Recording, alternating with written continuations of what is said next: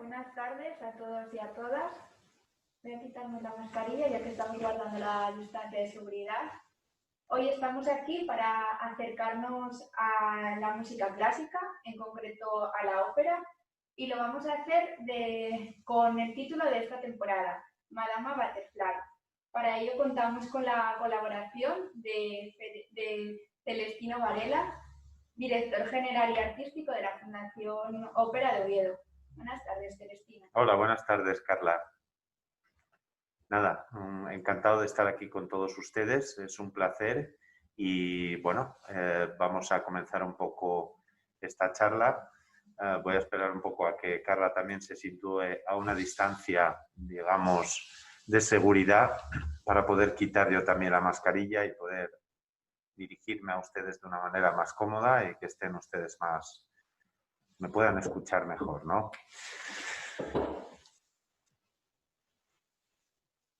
Así mejor. Pues nada, antes de comenzar, el año pasado fue el primer año que yo estaba en el cargo y que tuve la oportunidad de acercarme a los centros sociales. Para mí fue una experiencia maravillosa, ya que una de las tareas que tenemos encomendadas en la Fundación Ópera de Oviedo es difundir el género, acercarnos a todos ustedes, a toda la gente que conoce la ópera o que no la conoce, para tratar de captar nuevos adeptos a nuestro género, ¿no? Este año, obviamente, les mentiría si les dijese otra cosa, pero las circunstancias son muy extrañas, ¿no? Estamos viviendo unos momentos muy extraños y justo cuando hablábamos de planificar la primera charla de este año, que es esta en la que estamos, no llegábamos un poco a imaginarnos que ayer íbamos a sufrir un frenazo, ¿no? Que de hecho así fue con la normativa que las autoridades del Principado han puesto en marcha para tratar de frenar la pandemia que tanto nos está haciendo tanto daño, con toda la gente que hemos perdido y a los cuales quiero mandar un recuerdo muy fuerte, así como a todos sus familiares más allegados y a todos los profesionales de todos los ámbitos que están, bueno, pues tratando de ayudarnos a llevar este momento tan difícil. La jornada de ayer fue muy emotiva en el teatro. Fue muy emotiva porque, bueno, ya en el ensayo del lunes, donde se barruntaba todo esto, la situación era difícil y todo el mundo nos preguntaba qué iba a pasar. Y decidimos seguir adelante, como toda esta temporada está siendo muy, muy compleja. Y desde la Fundación Ópera de Oviedo, siempre apoyados por el Ayuntamiento, por el Principado, hemos querido mandar el mensaje de que tenemos que seguir, de que tenemos una misión, en nuestro caso, ofrecer cultura del máximo nivel después de 73 años ininterrumpidos desde esta fundación, mandar ese mensaje y que íbamos a dejarnos la piel en ello este año también, siguiendo todas las normas, respetando todos los protocolos, pero que teníamos que seguir. Hemos podido salvar las dos primeras producciones de este año y llegamos a Madame Butterfly, tal vez el plato un poco más goloso para los amantes del género de esta temporada, con grandes nombres en el cartel. Y aquí nos encontramos con que ayer sufrimos un gran frenazo y hoy el teatro está cerrado. Hoy el teatro está cerrado, la escenografía está allí, todo está tal cual lo dejamos ayer. El ensayo de ayer, como les comentaba, fue muy emotivo. Acabamos con muchas lágrimas porque era mucha la tensión y porque, bueno, pues hay muchas horas de trabajo y muchas horas de dedicación con el objeto de ofrecer al público lo que hacemos, lo que sabemos hacer, que es, en este caso, la ópera, pero trasladar la cultura a todos ustedes, a todas las personas, ¿no? Con lo cual, la conferencia de hoy es un poco especial. Al igual que las conferencias del año pasado, la estructura que quiero dar un poquito a la conferencia es, bueno, pues la misma que hacíamos, hablar un poquito de lo que es la ópera como género, luego centrarnos en una segunda parte en la ópera que estamos ahora mismo haciendo en el Campo Amor y que tratamos de retomar a partir del día 18, trataremos de retomar a partir del día 18, para al final hablar un poco de lo que es la Fundación Ópera de Oviedo, lo que supone un poco en cuanto a estructura, muchas preguntas que pueden tener ustedes hacia esto y que al final podemos hacer un turno de preguntas, pero sobre todo lo que supone hacer una temporada lírica como la nuestra de 5 títulos, que durante muchos años, desde el comienzo, desde 1948, estuvo prácticamente apoyada por el Ayuntamiento de Oviedo y que luego en su día ya pasó a una gestión, digamos, privada por parte de la Asociación Asturiana Amigos de la Ópera, luego la Fundación Ópera de Oviedo, pero que siempre ha tenido el Ayuntamiento de Oviedo una importancia muy, muy grande en lo que es nuestra temporada lírica. Al final, en este turno de preguntas que podemos establecer, pues bueno, yo estoy a su disposición un poco para atender todas las dudas también que puedan surgir alrededor de este momento que estamos viviendo y de las expectativas que tenemos reales de poder finalizar nuestra Butterfly y de finalizar los 2 títulos que quedan todavía en el cartel, Fidelio para diciembre y Los Pescadores de Perlas para enero, ¿de acuerdo? Entonces, bueno, eso es un poco por ubicarnos. Repito que el día está muy cargado de emotividad por todo lo que nos está pasando, ¿no? Y cerrar un teatro, la verdad es que es una cosa para nosotros muy triste, lo mismo que es cerrar cualquier tipo de negocio, porque realmente hay muchas personas pasándolo mal. Bueno, a la hora de comenzar un poco a hablar del género operístico, ¿qué es la ópera? Para personas que lo sepan o no, y sin tratar de hacer aquí ninguna disertación musicológica, la ópera, los que estamos dentro del mundo y los que nos dedicamos a ello, lo definimos muchas veces, en muchas ocasiones, como el arte total. La ópera que nace en Italia, básicamente a finales del siglo XV, primeros albores, y luego realmente en el siglo XVI es cuando toma cuerpo. Todas esas pequeñas formas musicales y todo ese teatro de prosa se va uniendo y va mezclándose, y prácticamente a finales del XVI, comienzos del XVII es cuando ya podemos hablar propiamente de ópera. No es más que la conjunción un poco de la palabra, de la prosa, del recitado teatral, unido a la música.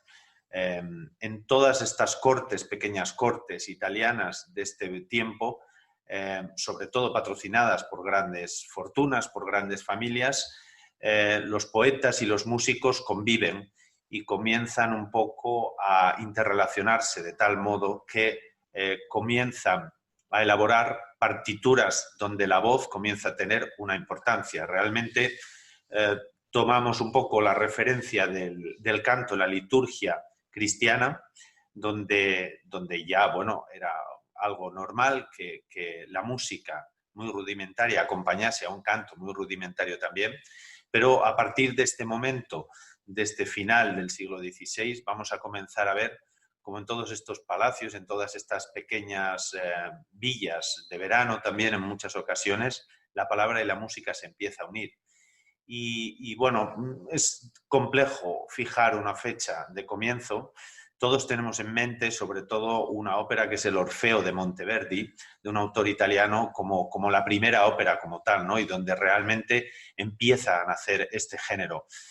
Decía al principio arte total. ¿Por qué decimos los que estamos en esto el arte total? Porque al final la ópera es un género donde tenemos la música, donde tenemos el texto, un texto que se canta, tenemos el canto, un texto que generalmente no es hecho expresamente para servir a una ópera, sino que a través del trabajo de un libretista vemos una adaptación de un texto que puede ser un poema, que puede ser una obra de teatro, que puede ser una obra literaria, y al final, después del trabajo de un libretista, codo con el compositor, se transforma en esa palabra ya con música que escuchamos. Pero es un género que también contiene otros artes, porque la escenografía que vemos detrás en una producción conlleva un trabajo de diseño, conlleva un trabajo de planificación, de dibujo, etcétera. Al mismo tiempo también contamos con otros artes, como puede ser el de la danza. En momentos determinados también de la historia de la ópera surge bueno, pues la inclusión de muchos momentos de danza, de baile dentro de los espectáculos. Y bueno, pues como podemos ver, es un arte completo, que al final acaba tocando todo. En cada país, en el transcurso, digamos, de la historia, en cada país también, digamos, que va adquiriendo unas personalidades, unas connotaciones específicas. En Italia, estos comienzos, que sobre todo giran alrededor de una temática, la temática que da pie a los primeros libretos de ópera mitológica.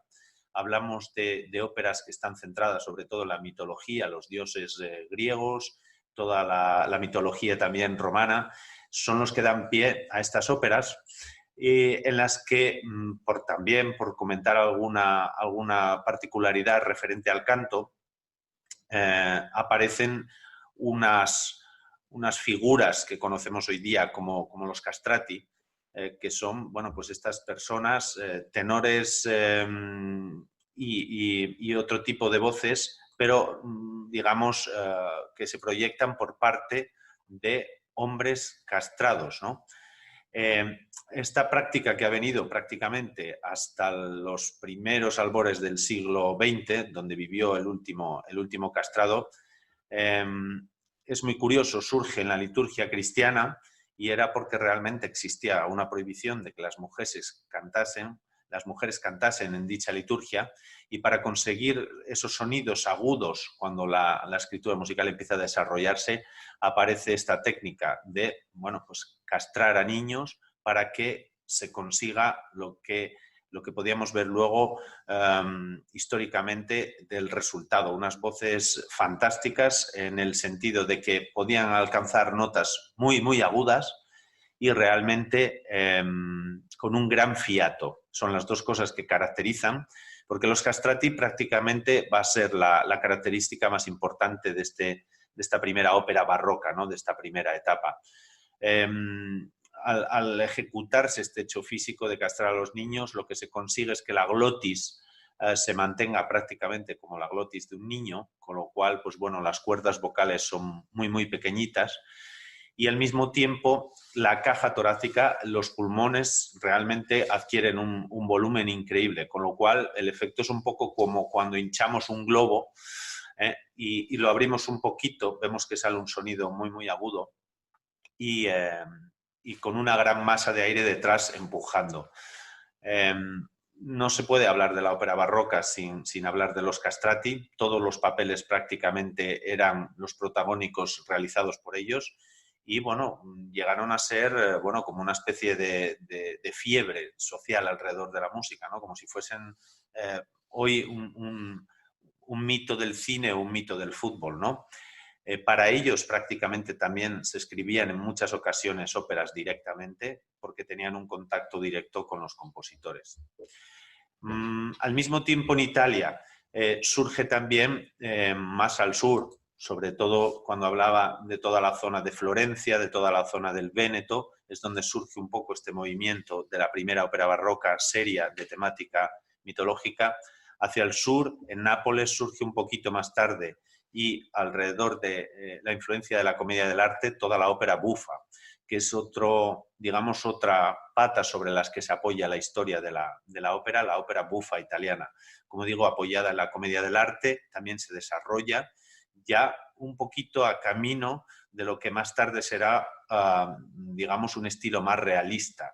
Poco a poco el realismo irá caminando en la historia de la ópera del género para hacerse su sitio hasta que llegaremos más adelante, por ejemplo, sin ir más lejos, al verismo de nuestra Butterfly actual, ¿no? Como decía antes, un poco en cada país la ópera va tomando unos derroteros distintos por las propias influencias culturales. En Alemania comienza también a producirse con influencia italiana. Parece mentira, pero en aquella época los viajes y la intercomunicación entre los compositores era mucho más grande de la que nos podemos imaginar. Mozart, sin ir más lejos, todos conocemos todos sus viajes, todos sus periplos y la importancia que tenía en aquella época el contacto, igual que los músicos italianos eran reclamados en muchas cortes de príncipes en todo lo que era el mosaico teutón en aquella época. Con lo cual, la ópera en Alemania también empieza a adquirir unas características y conocemos también una vertiente, digamos, del canto operístico en aquella época, los Singspiel, lo que puede ser algo similar a la zarzuela, donde las partes habladas también se están alternando con las partes cantadas. En Francia, al mismo tiempo, también comienza a desarrollarse la ópera y hay un compositor que yo querría destacar en medio de todo este repaso un poco tan temerario que estoy llevando a cabo, que es Gluck. Gluck es la primera persona, el compositor alemán, pero que tuvo también mucha influencia en la ópera francesa. Gluck es el primer compositor un poco que da ese primer paso hacia el realismo. Es alguien que trata de hacer un intento por tratar de llevar encima de las tablas lo que realmente puede ser una trama teatral que al final es un reflejo o trata de ser un reflejo de lo real. Gluck opta por prescindir de todos esos recitativos, que eran esas partes, digamos, puramente donde la música acompaña al canto, pero sin ser una parte musical, digamos, como las conocemos hoy día, un aria, un dúo, un terceto, un gran número de conjunto, sino que los recitativos secos, que era donde el cantante prácticamente recitaba, hablaba con un acompañamiento musical muy tenue. Gluck corta esa tendencia y lo que da es una continuidad al discurso musical. Es una auténtica revolución dentro de la ópera, al mismo tiempo que Mozart también se fija en ella y comienza a trabajar, sobre todo en sus óperas de influencia italiana, en esa línea. El discurso cada vez se va haciendo más continuo, ¿no? ¿Cómo no hablar de Mozart, ¿no? Podría hablar de muchísimos compositores, pero Mozart también pasa de una primera época en la que sus óperas tienen también una temática, digamos, basada en toda la mitología clásica, en todos los clásicos, para llegar a un punto donde, a pesar de habernos dejado tan joven, ya comienza a dar esos primeros pasos de la ópera hacia el camino del teatro total, del realismo. Sobre todo, como podemos ver en la triada que compone con Da Ponte, con Lorenzo da Ponte como compositor, Così fan tutte, Don Giovanni y Noche di Figaro, son tres óperas ya donde vemos a personas de carne y hueso subidas a un escenario, al mismo tiempo que él sigue con una composición de la ópera puramente alemana, como puede ser el Singspiel de la flauta mágica, pero Mozart va más adelante y consigue dar ese paso para llevar encima del escenario esa ópera ya más cercana a lo que nosotros vivimos, ¿no? Nos metemos ya un poco en el 19 y comienzo a hablar un poco ya del romanticismo. Todo el movimiento un poco en general romanticista empuja también a la ópera y la dirige hacia unas zonas en las que el realismo cobra cada vez más presencia. Aparecen los grandes compositores italianos, al mismo tiempo también, como no citar, la evolución de la ópera en otros países, como Rusia, en países como Francia, donde la ópera se desarrolla también con una importancia muy grande de la melodía. El mundo de los castrati, que Gluck ya también había dejado atrás, comienza también a perder importancia y las voces, en este caso centrándonos en el aspecto del canto también, comienzan un poco a diversificarse. Los compositores conocen cada vez mejor las voces, quieren escribir más específicamente para unos tipos vocales determinados y es cuando empezamos a conocer toda la paleta de voces que hoy tenemos en día, ¿no? Un poco para los que no estáis tan familiarizados, los que no están tan familiarizados con el canto, pues dentro de lo que es la voz femenina, soprano, la voz más aguda, mezzosoprano, una voz un poco media, más grave, y contralto, la voz más grave de mujer, y en hombres, pues los tenores, la voz más aguda, los barítonos un poco la voz media, y los bajos, la voz más grave. Luego hay muchas subdivisiones también que dependen no solamente de de puramente la extensión de la voz, sino también de la connotación que cada ópera tiene, ¿no? Depende de si es más dramática o menos dramática. Pero Mozart todavía tiene un poquito ese juego de no distinguir también las voces, y cuando nos metemos ya un poco en el romanticismo, los compositores ya conocen mejor el instrumento. Por ejemplo, Verdi era un auténtico conocedor del instrumento, el propio, había hecho sus pinitos como barítono, con lo cual conocía muy bien para quién escribía y cómo escribía, cosa que es muy importante, porque muchas veces, digamos, el escribir música sin conocer muy bien un instrumento, sea el que sea, dificulta muchísimo luego la ejecución. Cuando llegamos al romanticismo, también queda lejos un poco todas las temáticas mitológicas y comenzamos a acercarnos a temas más mundanos que nos tocan de lado, con diversas influencias de todo tipo, pero empezamos a ver ya, pues sobre todo, conjuras, tramas, etcétera. Vemos que se trae ya de la mano al escenario a grandes literatos también, solo por poner algún ejemplo, insisto en este repaso que estoy haciendo tan fugaz y tan temerario. Repito, si me está escuchando algún musicólogo me matará, pero bueno, el tiempo apremia. Se traen a la mano literatos, como decía, como Shakespeare, y obviamente todas las tramas que se llevan encima del escenario ya han tomado una distancia muy grande de los comienzos de la ópera, del género, y se acercan a personajes más reales, y se cuentan unas cosas realmente que incluso pues buscan problemáticas a muchos de los compositores, sin ir más lejos, a Verdi con Ballo in Maschera, que el año pasado hicimos. No se podía llevar encima del escenario un regicidio, estaba prohibido, con lo cual tuvo que trasladar la trama de esta ópera en concreto a las colonias americanas y pues la persona que sufría al final el asesinato no era un rey, sino que era un gobernador, ¿no? O sea, todo este tipo de curiosidades también es importante tenerlas en cuenta.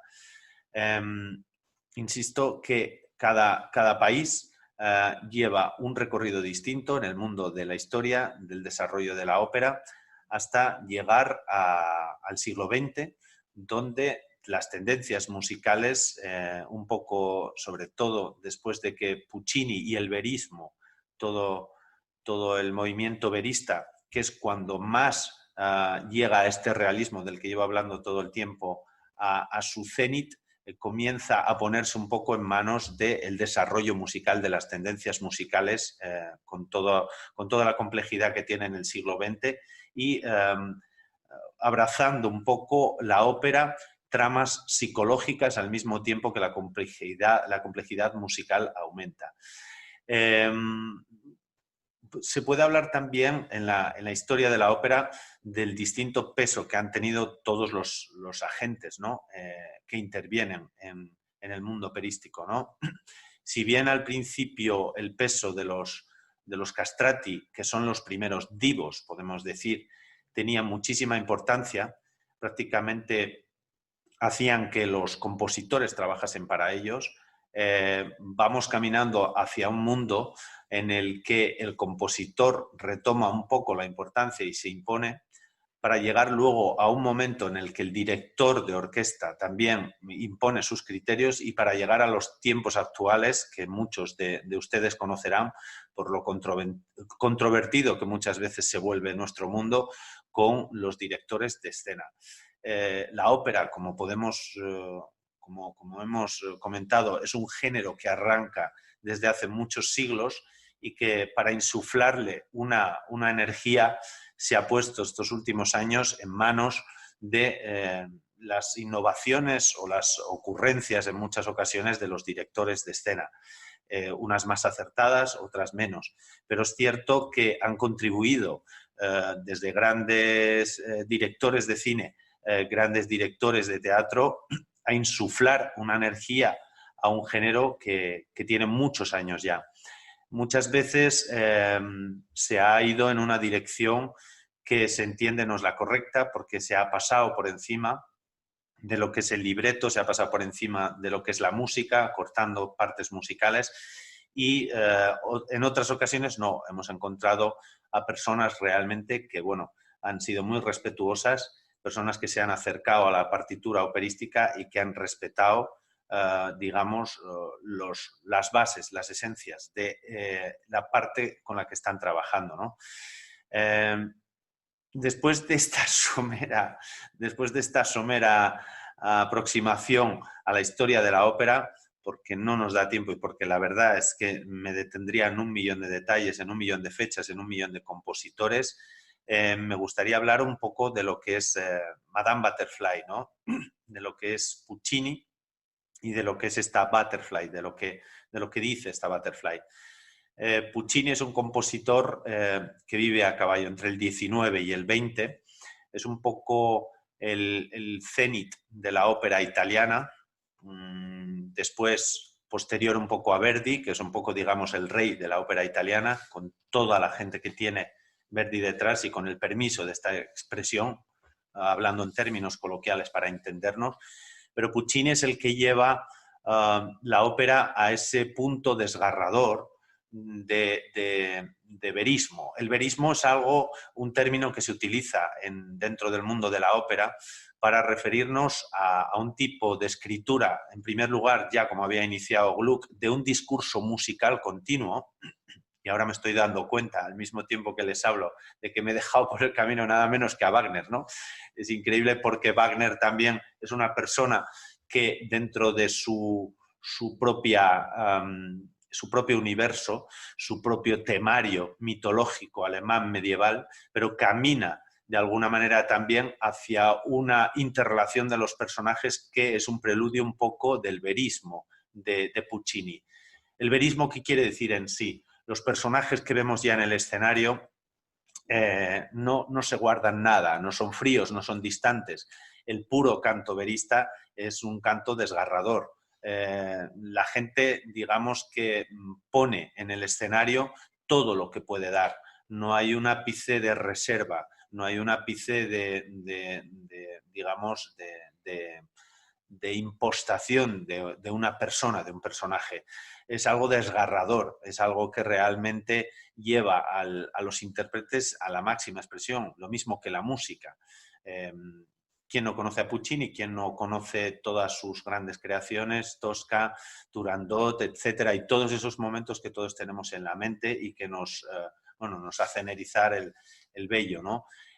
Puccini es un poco el cenit del verismo en Italia, junto con otros compatriotas, pero sobre todo es la persona que más alto lleva este género. Como decía antes, un poco antes de que la música tome otros derroteros, empecemos a hablar de música serial, de dodecafonismo, de la Escuela de Viena, que eso vendrá más tarde, incluso ya entrando también en un aspecto más psicológico a la hora de llevar esos personajes encima de las tablas. Pero Puccini nos pone historias siempre dramáticas encima, generalmente todas terminan mal, tal vez eso a los latinos también nos toca y por eso amamos tanto la música de Puccini. Y una de las obras más señeras de Puccini que estos días tenemos en las tablas del Teatro Campoamor y que confío en poder estrenar la ópera el día 20 de noviembre, es Madame Butterfly. De toda la temática pucciniana, que también tocó lo oriental con Turandot, Butterfly es una de las óperas de más tradición en el repertorio operístico mundial y es un ejercicio muy grande por acercarnos a una cultura que no es la nuestra. Es una cultura, en este caso, la occidental, representada por el tenor, por Pinkerton, un oficial americano que a primeros del siglo XX está en Japón. Si bien la propuesta escénica de la que podemos charlar luego y que tenemos aquí mueve un poquito la trama de Butterfly y la acerca más a la Segunda Guerra Mundial, es un oficial americano que al final lleva la confrontación de culturas hasta tal punto de burlarse, digamos, de una muchacha japonesa con la que él hace un paripé de boda y, bueno, a la que él abandona y 3 años después vuelve, cuando se entera de que ella tiene un hijo de aquella unión, tratando con su verdadera mujer americana de recuperar al hijo realmente sin importarle lo que le pase a Cho-Cho-San, que es la protagonista, la soprano, que después de casarse con él es Madame Butterfly. Ella dice Madame F.B. Pinkerton, porque se cree incluso ciudadana americana. Butterfly tiene una carga simbólica muy importante y esta es otra de las cosas importantes del género operístico, que no solamente tiene que servir para un disfrute de la música, de todos los artes que están en el arte total, que es la ópera, sino para hacernos reflexionar. Los grandes títulos de ópera siempre tienen un contenido, siempre tienen un mensaje y siempre tienen que servirnos para salir del teatro, no solamente bueno, pues comentando lo bien que ha estado este cantante o lo que me ha gustado la producción, sino que creo que tienen que servir también para salir del teatro, bueno, pues pellizcándonos un poco, como me gusta decir, la conciencia, en un sentido o en otro, depende de lo que proponga en este caso cada título. Butterfly, bueno, pues nada menos que nos llama la atención de la confrontación de culturas que todavía hoy sigue existiendo, ni mucho menos todavía hay gente que viene de un mundo y pretende dejarse la vida para vivir en otro, ¿no? En este caso es la confrontación de la cultura occidental personificada en Pinkerton, como decía, y todo lo que tiene al inmiscuirse en una tradición y en una cultura totalmente distinta como es la japonesa. Butterfly es una obra, digamos, que tiene, como decía, como todo Puccini, un final trágico. La protagonista, bueno, pues al final, al ver que este hombre viene y que ya no le corresponde y que además es lo más fuerte de todos, se lleva a su hijo, realmente acaba quitándose la vida, ¿no? Es la tragedia pucciniana y es realmente.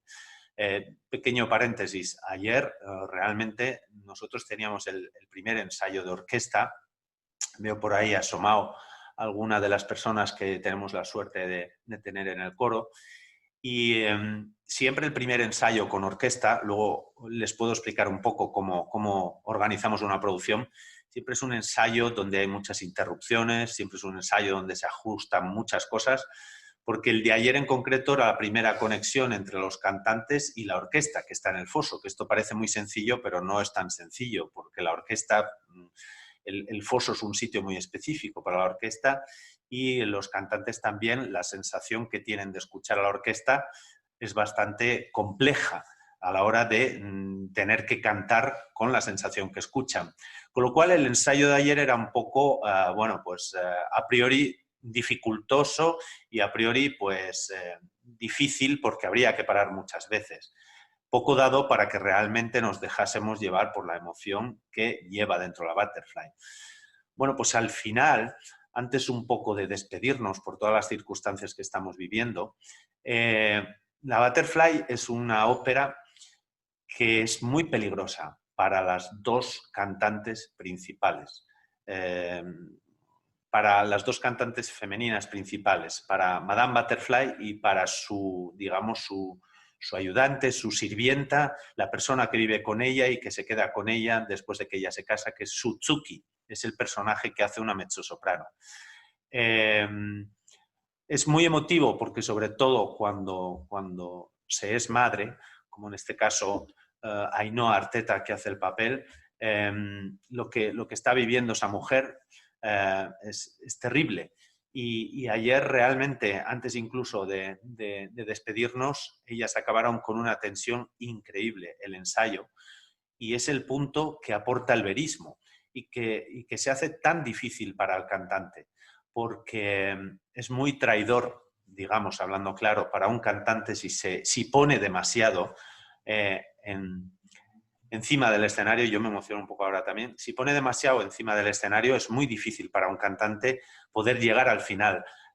Toda esta pelota muchas veces que nosotros sentimos en la garganta de emociones cuando nos dan una noticia, cuando tenemos un disgusto y prácticamente o nos emocionamos como con una película o con cualquier obra de teatro, ayer estaba muy presente. Por eso la Butterfly es una de las óperas de Puccini más duras de interpretar. Más allá de todo, vocalmente, para la soprano es un tour de force increíble. El papel tiene de todo tiene escenas, digamos, muy largas. La salida, prácticamente desde que sale Butterfly en la boda, antes de casarse con Pinkerton, luego todo el dúo final del primer acto, es muy intenso, prácticamente para tener un descanso y luego seguir y hacer la ópera desde que se retoma el segundo acto hasta el final, hasta que al final Butterfly se quita la vida, está todo el tiempo. Y realmente el ensayo de ayer fue muy emotivo y cuando salíamos a la calle a las 12 ya nos apurábamos para marchar por el toque de queda, ellas comentaban, más allá de lo especial que era el día de ayer, lo peligrosa que es la Butterfly por lo que a uno se le pasa por la cabeza cuando tiene que interpretar este papel, ¿no? Así que, bueno, por comentarles un poco lo que supone esta ópera en sí, que todos los cantantes que se han acercado a ella siempre han tenido algún problema, ¿no? Por decir algo más, en este caso, los principales papeles, además de los que acabo de decir, los femeninos, el principal papel es el de Cho Cho-sang, luego Madame Butterfly, que hace una soprano también de una vocalidad, bueno, pues se puede decir soprano lírico espinto, es decir, una soprano, digamos, con mucho cuerpo, no una soprano ligera, por hablar en términos que me puedan comprender, y la mezzosoprano Tsutsuki, digamos, la persona que vive con ella estos 3 años de espera de Pinkerton, son los principales papeles femeninos, y en la parte masculina Puccini pone el tenor, Pinkerton, que es este personaje tan desagradable que a todos nos cae tan mal porque realmente se burla de esta geisha, de esta muchacha de 15 años y bueno, pues digamos, se confronta con su cultura y realmente llega a ser un personaje auténticamente repugnante. Nosotros estos días estamos teniendo la suerte de tener entre nosotros a Jorge de León, uno de los tenores españoles con más proyección internacional, desempeñando este papel, y también charlando estos días con él, él comparte lo difícil que se hace muchas veces interpretar a Pinkerton, ¿no? Llegar a hacer una imagen de Pinkerton, de subir un Pinkerton a las tablas, cuando realmente el mismo padre también, curiosamente, se le hace muy difícil, ¿no?, interpretarlo. Y luego el otro personaje, digamos, principal que tenemos es el barítono, Sharpless, que es el cónsul americano, y que es un poco el que da cobertura en todo este juego a Pinkerton antes de la boda con Butterfly y el que le advierte realmente de lo que puede ocurrir al final, que es lo que acaba ocurriendo, esta tragedia con ella, ¿no? Entre nosotros estos días tenemos a Damián del Castillo y Suzuki, que no me quiero acordar de ningún nombre. Tenemos a Nozomi Kato, una chica curiosamente japonesa y que está haciendo maravillosamente bien hasta este momento todos los ensayos que hemos hecho. De Butterfly, pues bueno, me gustaría por reseñar un poquito alguna parte musical, de acuerdo, que ustedes tengan referencia, 3 momentos un poco. Curiosamente, el tenor es un personaje tan desagradable que Puccini en las primeras versiones ni siquiera le escribió un aria, es decir, ni siquiera tuvo un momento protagónico para decir, pues bueno, este es mi momento. También hay divos tenores, obviamente, no solo son las sopranos, y caray, has hecho una ópera, Giacomo, y no me has hecho un aria, entonces esto no puede ser.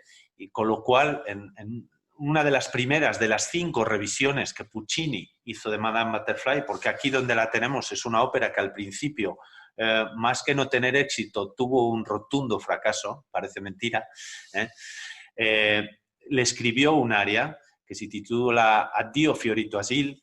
Esto es cuando ya él ha vuelto, se da cuenta de todo el daño que ha causado y Puccini tiene un poquito de condescendencia con él y le escribe una página musical que me gustaría un poco compartir con todos ustedes antes un poco de pasar a otros números musicales destacados. Vamos a ver si podemos escuchar.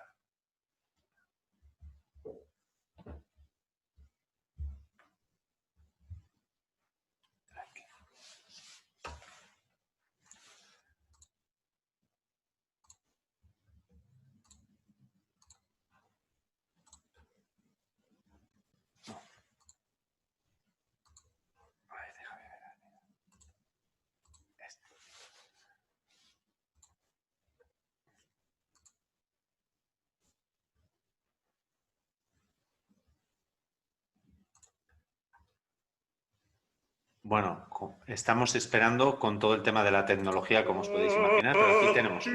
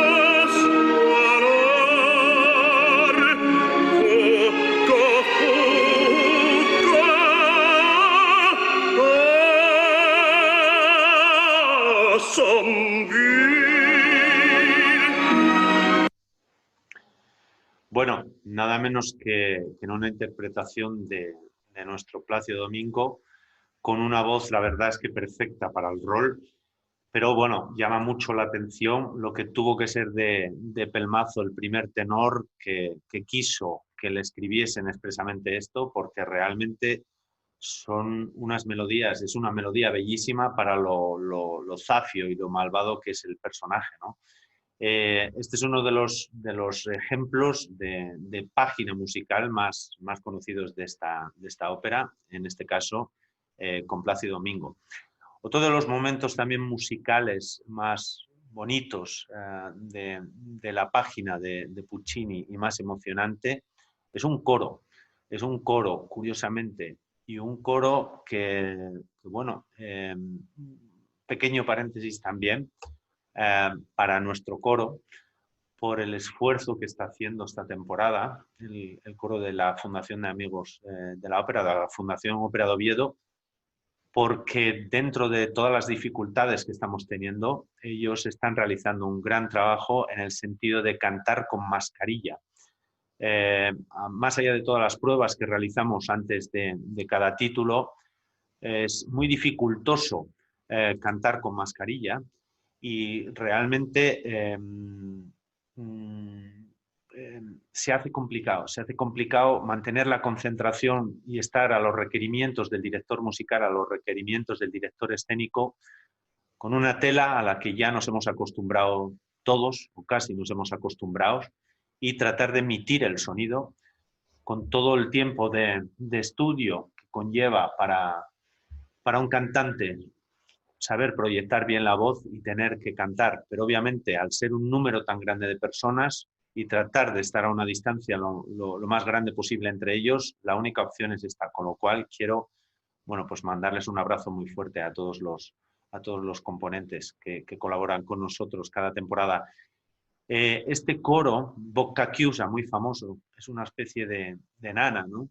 que prácticamente está a caballo entre el segundo y el tercer acto, cuando Butterfly sigue soñando que Pinkerton va a volver un día, y es un poco el preludio de ese momento cuando finalmente se confirma que un barco americano aparece por la bahía de Nagasaki, y es un momento mágico, es un momento muy mágico para mí de esta parte. Es casi como algo que nos transporta a esa unión que van a tener un poco Butterfly y su hijo en un futuro después de que ella se quite la vida. Y yo creo que es un poco el sueño del hijo de Butterfly, en este caso gracias al genio de Puccini, trasladado a una partitura y en la voz del coro, que se canta bocca chiusa, en italiano quiere decir a boca cerrada, y siempre suele ser en un interno, es decir, el coro no está presente. En muy pocas producciones, a no ser que sean muy modernas, se vea el coro. Con lo cual vamos a escuchar un poco este coro porque para mí es una de las partes más mágicas de esta partitura.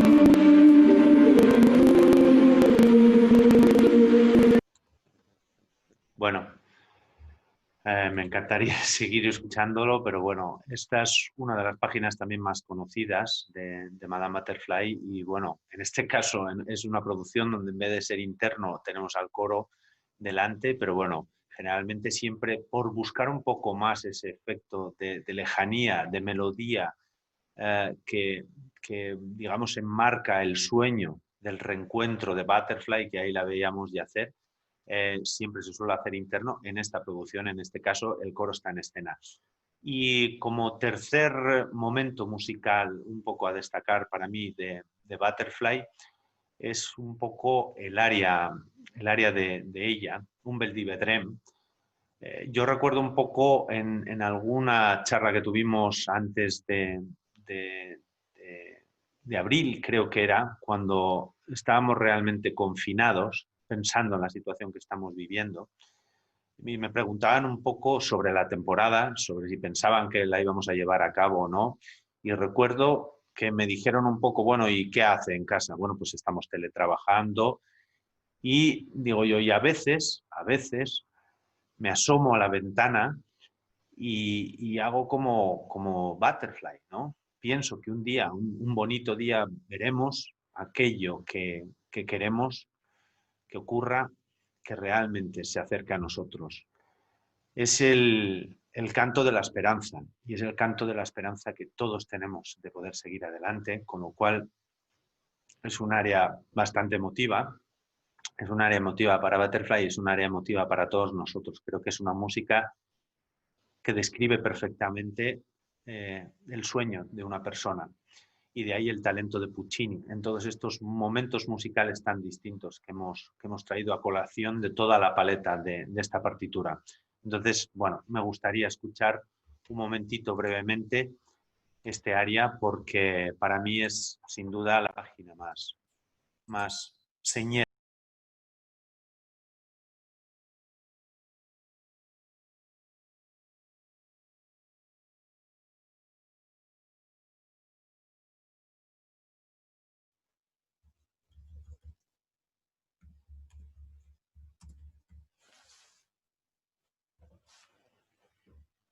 Y aquí tenemos nada menos que a Doña María.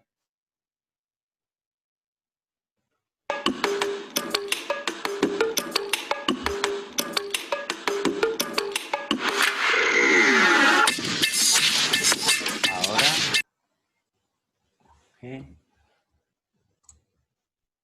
Aquí, por fin.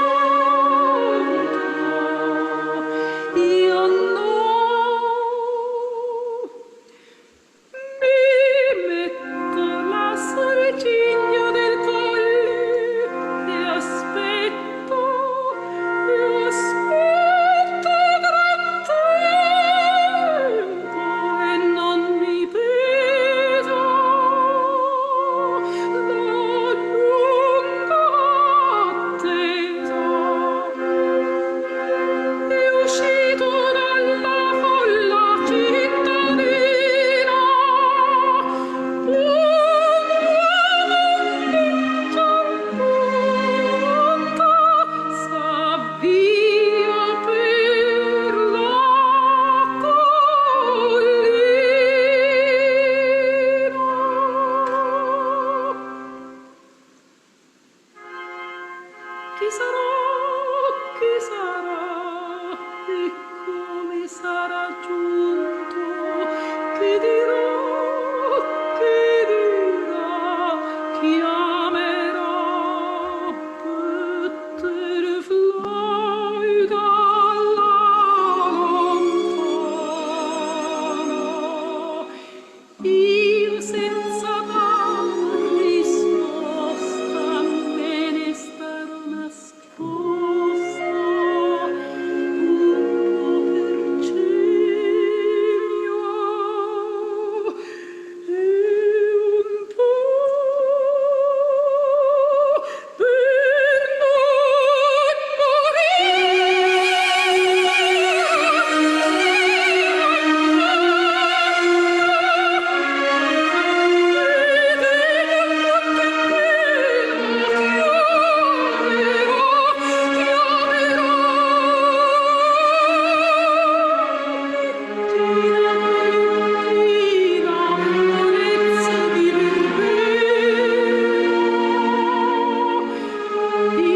il nome che mi dà nessun venire.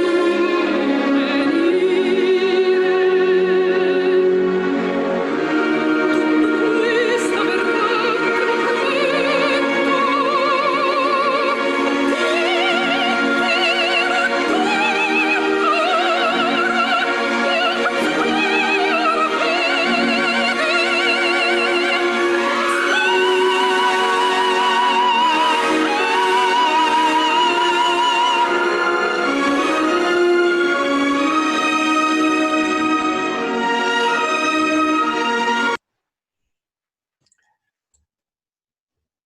Bueno, difícil hablar un poco después de este shock de emoción, ¿no?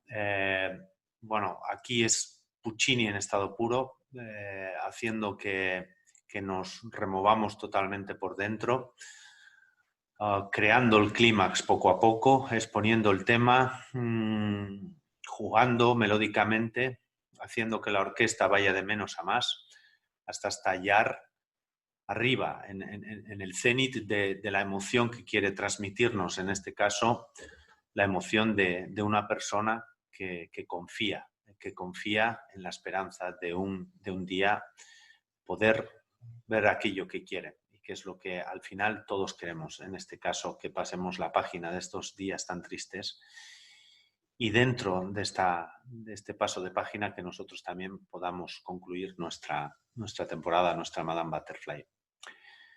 Poco más que añadir. A partir de ahora, bueno, pues me había también comprometido un poco a explicaros un poco lo que es la Fundación Ópera de Oviedo o cómo se lleva a cabo la temporada, la planificación, pero bueno, vamos estando un poco justos de tiempo. Sí me gustaría, por hacer un recorrido de todo esto que os quiero comentar, les quiero comentar, perdonen,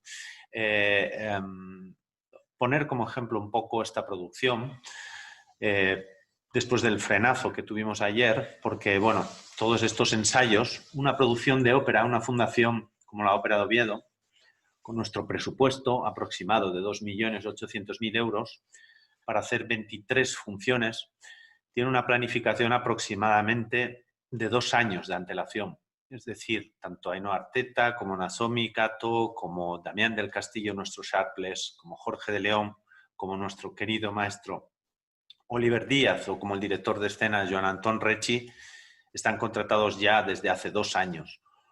Con lo cual hay un trabajo ingente detrás de todo esto. Esta producción, que ahora está dormida en la oscuridad en el Campo Amor, ha venido de Düsseldorf, en Alemania, en 5 camiones, y toda la tarea de descarga y todo el personal que está ahora mismo parado puede suponer casi alrededor de 100 personas, por decir un poco, ¿no? Todo lo que mueve, digamos, una producción operística y toda la gente que trabaja y vive de una producción operística, ¿no? Después de llegar aquí a Oviedo y de hacer estas 3 semanas, nosotros nos disponíamos a hacer esta semana los últimos ensayos con orquesta, después de haber hecho todos los primeros con piano, en la sala Emilio Sagi, en la recién bautizada sala Emilio Sagi del Teatro Campo Amor abajo, y después de haber pasado las pertinentes pruebas médicas, hemos comenzado a trabajar en esa especie de burbuja para llegar al día de ayer, donde todo se ha interrumpido, confiemos en que por 14 días nada más, y podamos retomar la actividad. De alguna manera, quiero agradecer también desde aquí a todos los artistas, a todos los profesionales que han trabajado en el teatro, ese esfuerzo que se ha hecho por tratar de reubicar las fechas, cómo no a nuestra querida Orquesta Sinfónica del Principado de Asturias, que también con una sobrecarga de trabajo muy grande está tratando de hacer ese esfuerzo y de adaptar su calendario para poder acompañarnos en esas funciones que confiamos llevar a cabo. Como pueden comprender ustedes, las agendas y los tiempos de los cantantes son bastante complejas y el tratar de retener a personas aquí en Oviedo, después, más allá de que finalizaba su contratación por parte de la Fundación Ópera de Oviedo, ha sido muy, muy complejo.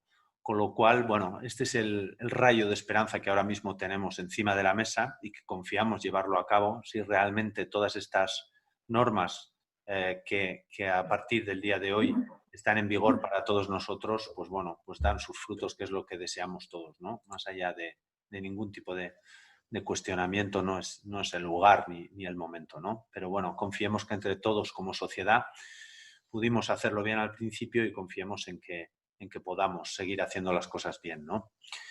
Y bueno, poco más que añadir en esta especie de locura que es en una hora tratar de transmitirles a ustedes lo que es nada menos la historia de la ópera, lo que es Madame Butterfly, y poner un poco en común con todos ustedes lo que es la realidad nuestra del día a día y en qué punto tan extraño hemos llegado en esta temporada a desarrollar esta charla, ¿no? Yo a partir de ahora estoy a su disposición para cualquier duda que puedan tener o cualquier pregunta que puedan tener, tratar en la humildad de mis posibilidades poder contestarles, ¿no?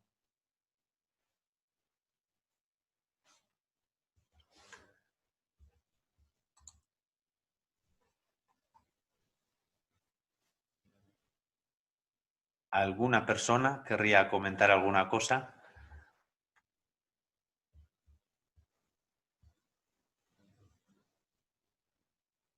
Os invitamos también a participar, si no es por micro, por el chat que os leemos. Vemos que nos comentáis que ha sido una exposición maravillosa. Muchísimas gracias. Bueno, eso es demasiado decir.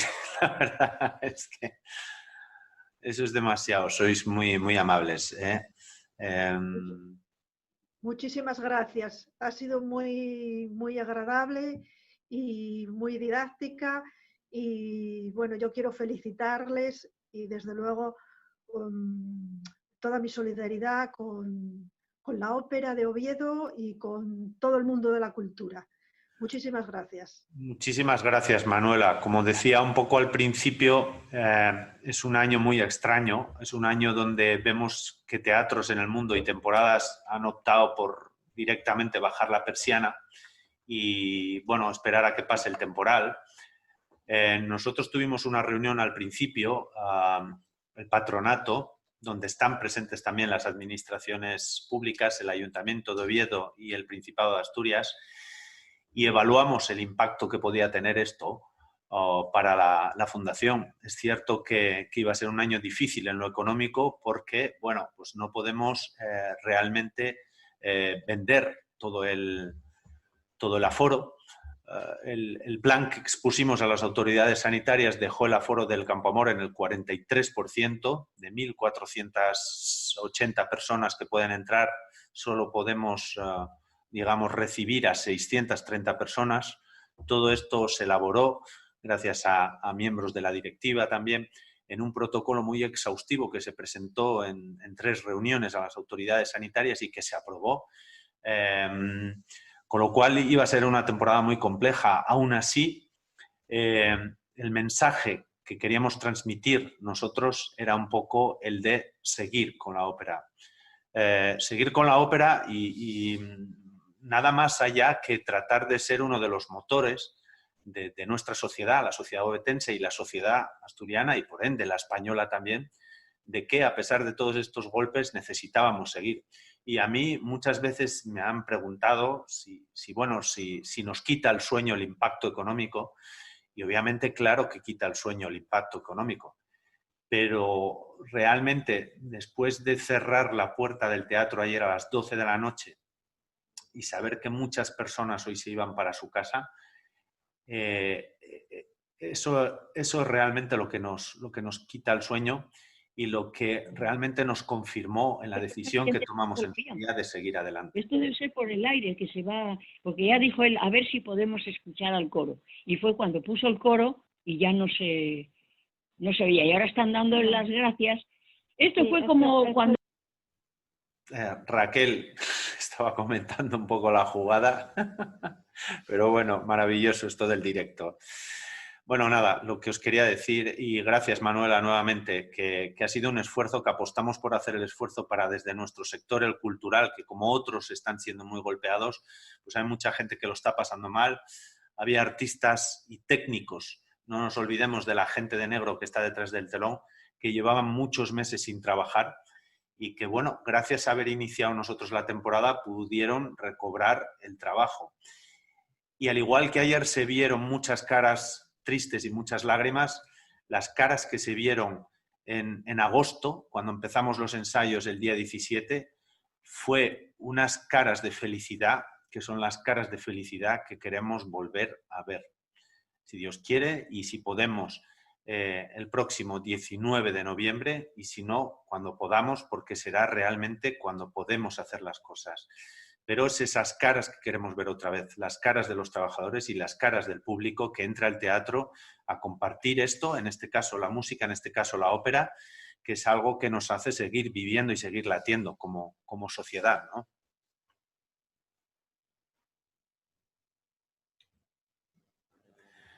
Bueno, recibimos por aquí por el chat que si podemos hablar un poco más de la fundación, por ser muy breve también. La ópera en Oviedo, lo que es esta temporada de ópera, este año es la temporada 73ª, comenzó en 1948 y decía toda la importancia que ha tenido el Ayuntamiento de Oviedo en la existencia de esta temporada, porque desde el principio ha sido el principal valedor. Aproximadamente creo que es el año 1977, cuando el Ayuntamiento da un paso a un lado y la iniciativa privada, a través de la Asociación Asturiana de Amigos de la Ópera, toma el testigo, pero siempre con una presencia muy grande del Ayuntamiento detrás, a la que se suma luego también la de las instituciones de la comunidad autónoma a través del Principado de Asturias, pero con una importancia muy grande del Principado de Asturias. La Fundación Ópera de Oviedo nace un poquito más adelante y viene a ser un elemento, digamos, legal para agilizar lo que es el desarrollo de la temporada. Es una decisión que la Asociación Asturiana de Amigos de la Ópera toma, crear la Fundación Ópera de Oviedo, y en la que ya están representadas también las administraciones principales que nos apoyan. Está el Ayuntamiento de Oviedo, representado por el concejal de Cultura, está el Principado de Asturias, representado en este caso por la consejera de Cultura, y la otra administración que es la principal también valedora de la temporada, que es el Estado, a través del Ministerio de Cultura, a través al mismo tiempo del INAEM. Estamos en conversaciones con el INAEM para que en breve entre a formar parte también del patronato de la Fundación. Como decía antes, nosotros, y por hacer una comparativa muy a grosso modo, nosotros manejamos un presupuesto alrededor de 2.700.000 euros, 2.800.000 euros para hacer 23 funciones de ópera, de las cuales 3 son viernes de ópera que llamamos, donde se da oportunidad a jóvenes cantantes, y que, bueno, suponen la primera oportunidad seria para los jóvenes que entran en el mundo operístico. Y una comparativa muy cercana, que es la ABAO, nuestra ópera vecina de Bilbao, por hacer el número exacto de representaciones que hacemos nosotros, las 23, pero rondan un apoyo más o menos o un presupuesto económico aproximado de 8 millones de euros. Es decir, hay una diferencia muy grande. Nosotros tenemos un teatro que para las voces es una maravilla, cedido por el Ayuntamiento, al igual que la OFIL, de ahí el apoyo tan grande del Ayuntamiento, pero tenemos un teatro que no nos permite por lo antiguo que es y por las limitaciones físicas que tiene, no nos permite hacer producciones espectaculares, complejas, pero es un teatro que, por otro lado, yo no lo cambio por ninguno, porque es un teatro que para las voces es maravilloso, es un teatro con una acústica exquisita y es un teatro que, por contra de muchos auditorios modernos o teatros grandes hechos muchas veces sin pensar realmente la voz humana, tiene una condición de acústica que realmente es un espacio maravilloso para escuchar ópera, porque realmente la mezcla de música del foso y las voces de encima del escenario llegan de una manera exquisita, ¿no?, para los espectadores, con lo cual eso es un poco la realidad que tenemos nosotros. Si alguien tiene alguna cosa más.